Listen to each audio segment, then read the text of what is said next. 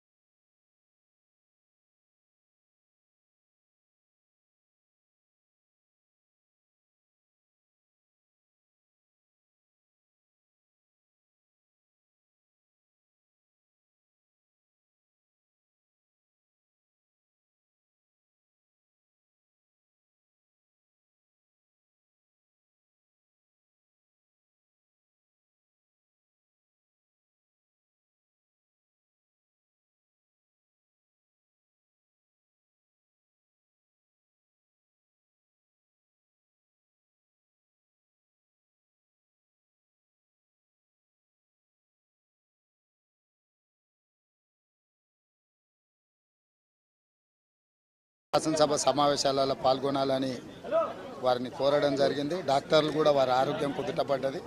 అవసరమైన వైద్య సహకారాలు అన్నీ అందిస్తాము, అన్ని జాగ్రత్త చర్యలు తీసుకుంటామని వారు చెప్పడం జరిగింది. వారు కూడా కోలుకున్నట్టుగా కనిపించింది. డెఫినెట్గా వారు కోలుకుంటారు.